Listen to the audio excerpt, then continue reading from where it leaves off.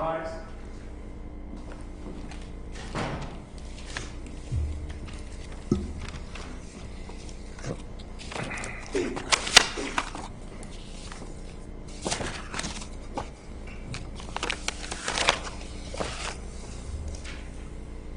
Now, such you can maybe see.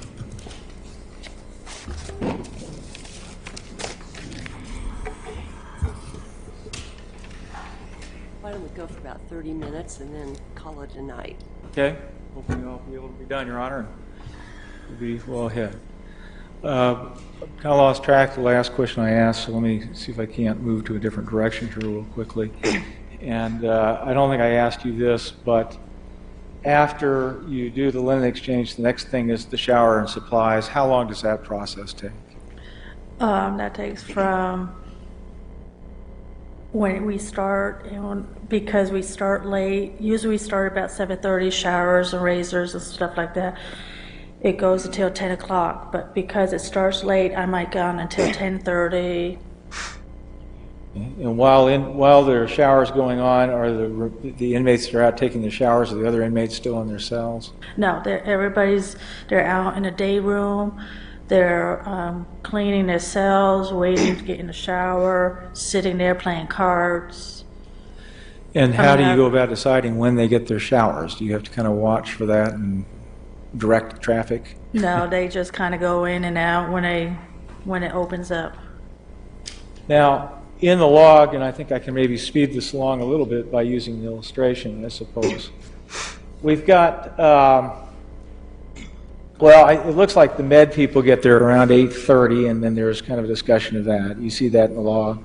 At 8:30, I did the first call for meds, and then meds came in. There's turned on TVs and phones at 9:01. What phones are you referencing? Those are inmate phones, the ones, there's another picture around that shows the phones. And inmates have, at that time, the opportunity to use the phone if they'd like? Yes. And then let's see if we work down here for a second. I'm trying to find a big gap. Here's about between 9:45 and 9:59. There's an entry that inmate Johnson has gone to family visitation, and then there's an entry that Corporal Nodgard and a trustee are in the pod with cleaning supplies. What I'm wondering is between 9:45 and 9:59, that roughly 15-minute period of time. Could you move it up, the paper? In that 9:59, 9:45? Yeah, could you move the paper up? I can't see. No, I'm sorry. Yeah. Again, I'm looking at it. You're not. Okay. I need to remember to look here. 9:45, 9:59. Okay. Okay.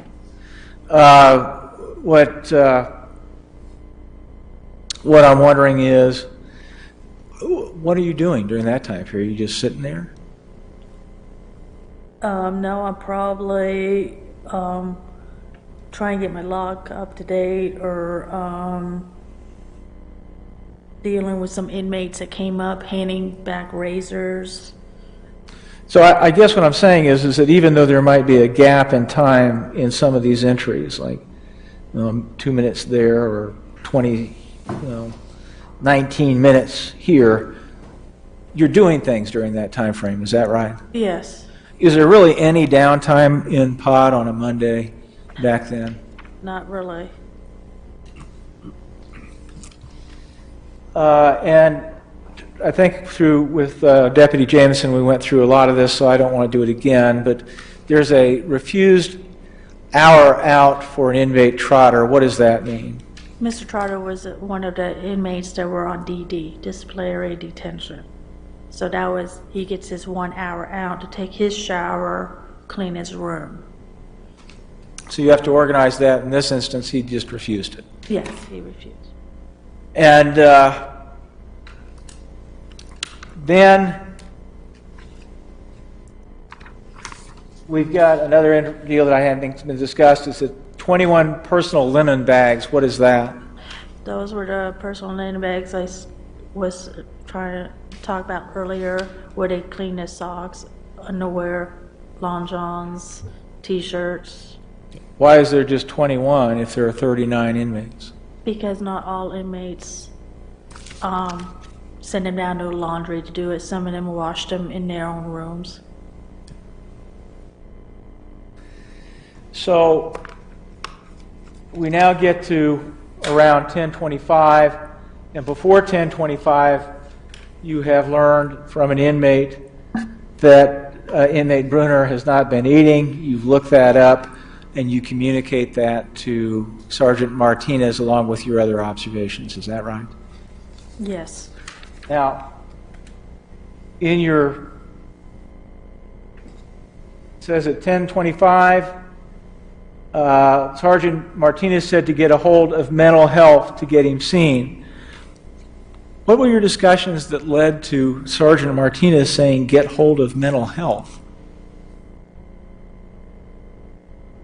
The way I saw him in the morning, the inmate Brewer, how I saw him acting in the morning time, and that he was confused and all. Okay, and that's what I'm getting at, and I guess the question is asked, well, why wasn't it at that time, why didn't you do a code 1 and call an emergency and have medical people kind of swarm down to take a look at him?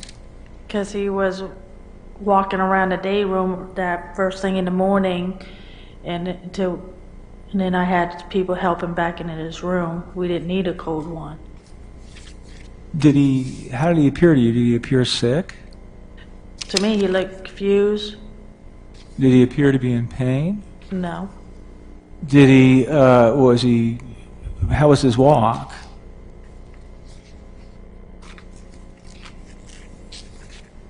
I really don't recall how he did walk. He wasn't stumbling and falling? No, he wasn't stumbling and falling. He didn't appear like someone who was having a heart attack? No. Or any of those issues? No. Did he look much different than many other inmates?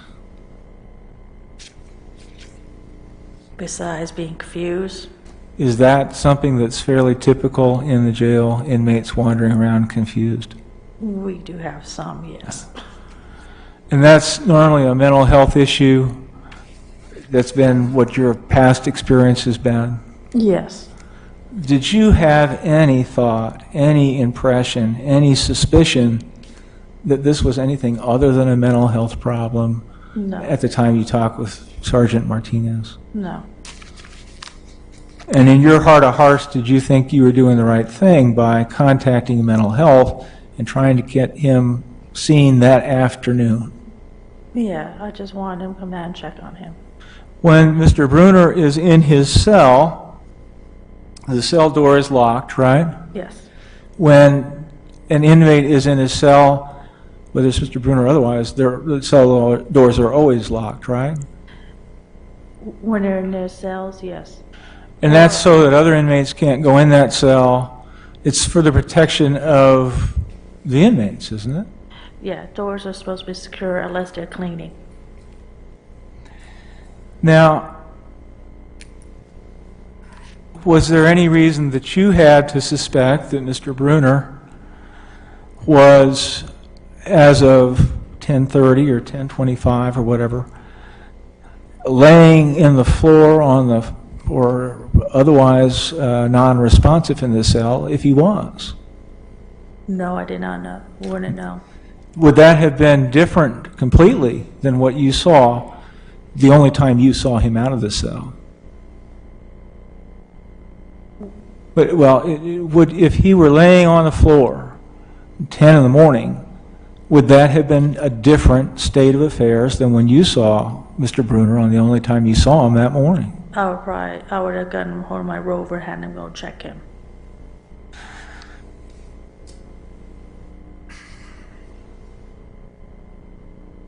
Lunch comes around, and one of the things that you have been asked to do by the sergeant at that point is to confirm or to follow up on whether or not, in fact, inmate Bruner is not eating. Is that right? Yes. And so that's what you did, isn't it? You gave him a tray and you logged that he didn't eat. Yes. And there's been some criticism that the inmate log says, warning, Why does it say warned? Because we really didn't have anything to put it under, and that's the only thing I could think of to put it under. So we kind of like documenting it that he didn't eat. Exhibit 401 is the inmate summary. Is that where you hit this button warning and make the entry? Yes.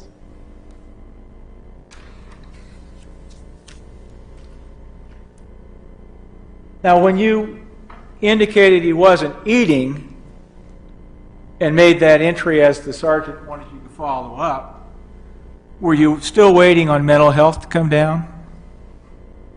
Yes. Did you have any indication that it was important to get at that time, that it was important to get mental health down faster than sometime that afternoon?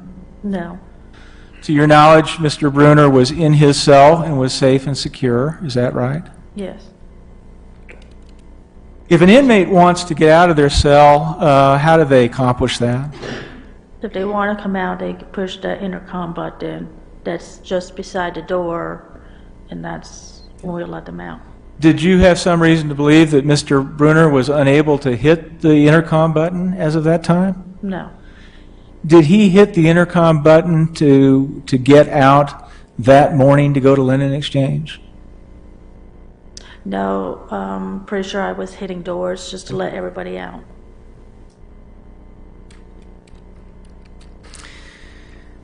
And then you have a report from an inmate that you write down.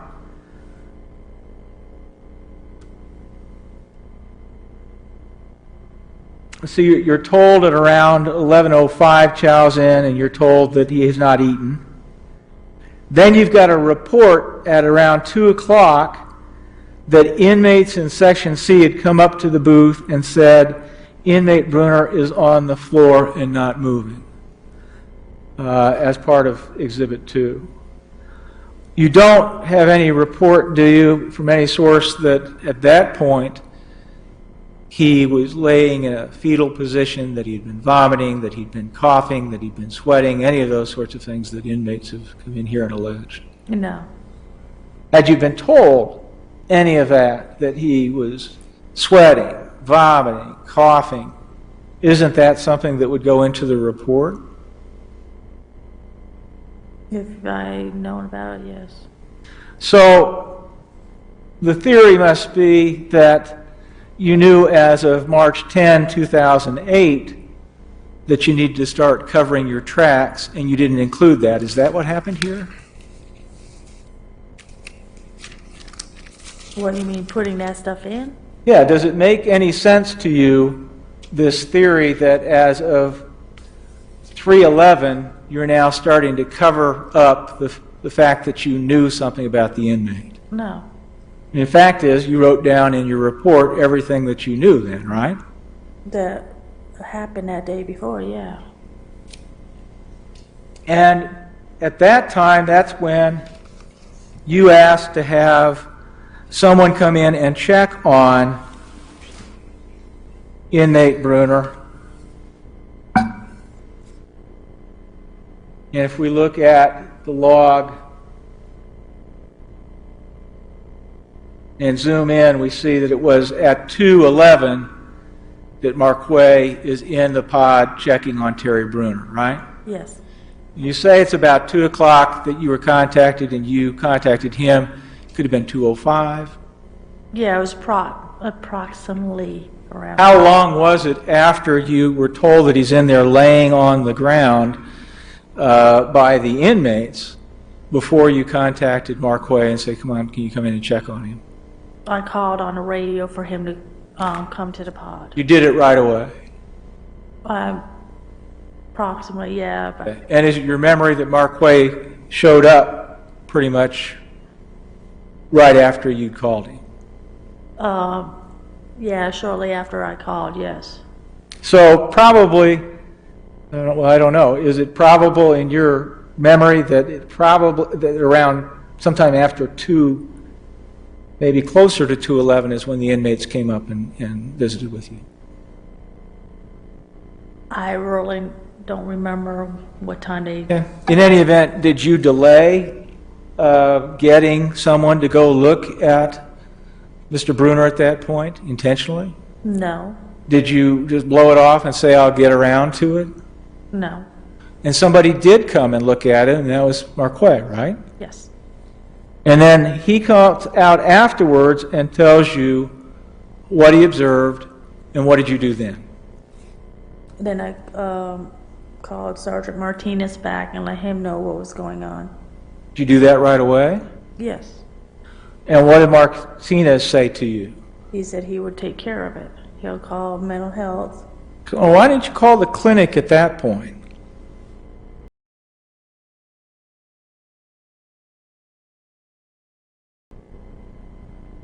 I told Martinez what was happening. He was the one that said he said that he would call. Yeah, but why not pick up the phone, dial that number we talked about, and talk to somebody in the clinic as opposed to talking to your sergeant about it? Because this way, Sergeant Martinez let him know what was going on, and then he could call the clinic, get them down there, or mental health down there. Had you called the clinic before when you had issues with inmates? Yes, I had. And had you called the clinic before where you'd had mental health issues with the inmates? Not the clinic for mental health. Okay.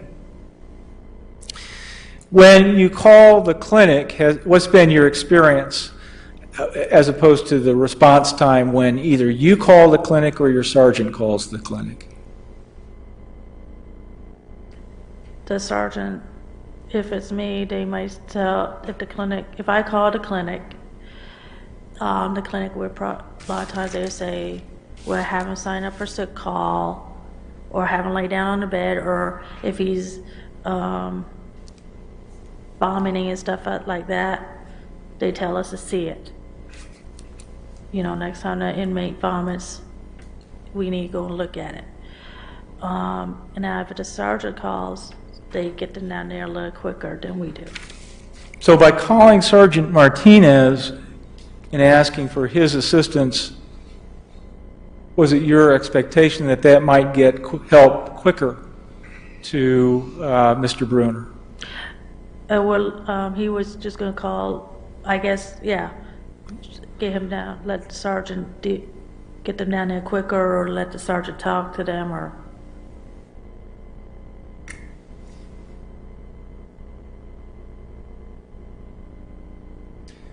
And he told you that he'd kind of follow up with mental health, right? Yeah, he said he will call. Did you still think it was a mental health issue as late as 2:11 or whenever it was that afternoon? I don't recall. There's a record that from Johnson Wooten, and that record indicates that it's in Exhibit 2, but I've got another copy of it here. Indicates that the thought process was that Bruner was reported by first shift not to have eaten and was not coming out of the room. So they went to visit him, make sure he was not on a hunger strike, or they went, you're talking about mental health, went to visit him, making sure he was not on a hunger strike and suicidal. Was that part of your thought process, that what I've got here is a mental health issue, someone that may be suicidal, someone that may be on a hunger strike? Counsel, you are leading her all over the place. She needs to testify, not you. Yeah. What was your thought process, or part of your thought process back then? Are you talking about at 2 o'clock? Yes, ma'am. At 2 o'clock, when the decision was made to get mental health in, what were your thought processes at that point? I do not recall what.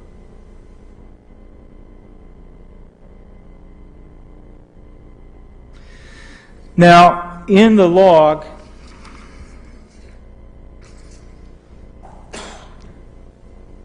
It's the very end. We've got Henry Tong is your relief, right? Yes. And he did, as part of his relief, he would have done a head count, is that correct? Yes. It says head count completed and first shift deputy off the post.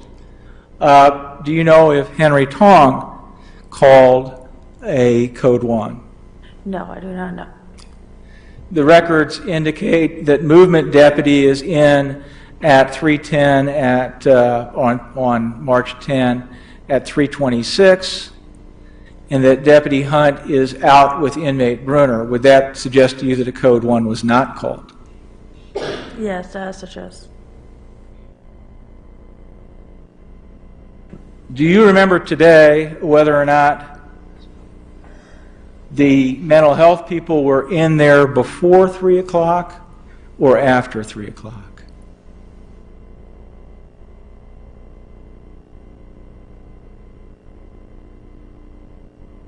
I do not recall. I was going to say in my log at the end, I'm not sure. It says in the log that inmate 24 down is not in good shape and needs to be seen by clinic. That inmate Bruner was needing to see clinic due to him not eating, and those entries were made at about 3:06. Does that suggest that they are either in there and a decision has been made, or they haven't quite yet arrived? I don't recall if they were in there or not.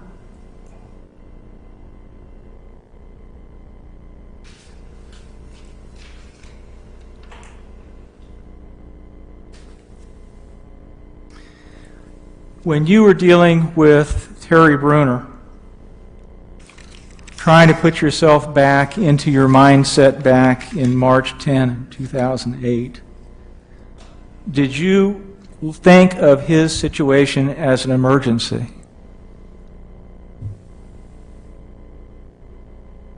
For the whole day or just the end of the day? At any time.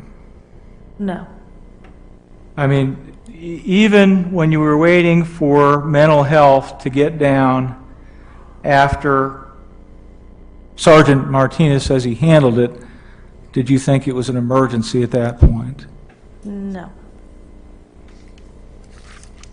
Did you, during the course of that day, take steps to get Mr. Bruner help? I called mental health to get him help, to see, because I thought he was needed mental health. And did you notify your sergeant? In my report, like I said, I let him know about 10:30ish, somewhere around there. You were asked about Sergeant James, or about Marque's report.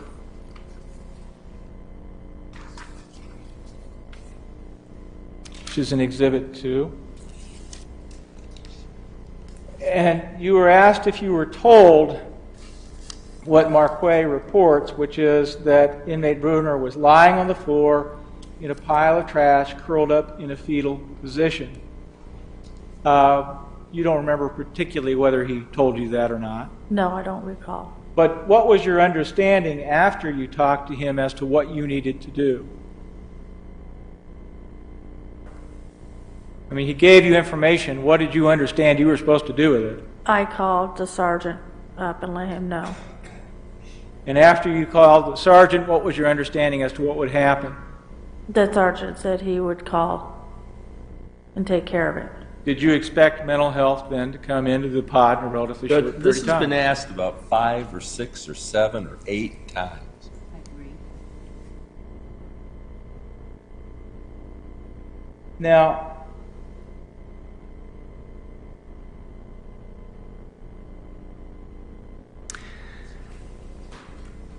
there's been some statement that Mr. Bruner was unconscious. That's not in Sergeant Jameson's report. Did anyone tell you that Mr. Bruner was unconscious when Jameson came and saw him at around 2? No, not that I recall.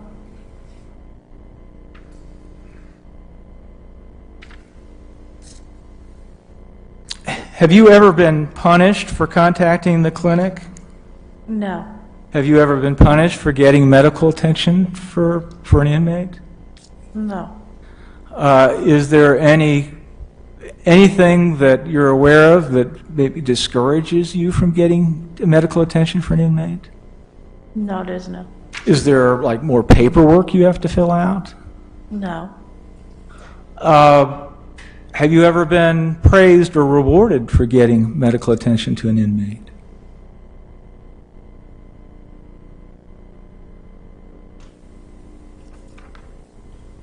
just run, like, are you, no, I mean, not really. I mean, I've helped for other things. Have you ever received any accommodations for assisting a medical inmate or an inmate in a medical emergency? I received one for a cold one that with this lady that cut her wrist, and I ran in there and was holding her arms where she was bleeding on her wrist. Did you deliberately ignore Mr. Bruner? No, I don't think have anything else, Your Honor. Right. Well, I assume there's more redirect. Yes, Your Honor. All right. Let's call it an evening, members of the jury. I'd like to start at 9 o'clock. Remember, there is more evidence to come. I know you've heard a lot, but there's still more. And it is important that you keep an open mind until you've heard all of it and received my instructions with regard to the law. So have a great evening. I'm going to visit with the attorneys for just a moment, but you're excused. Can I see counsel here briefly?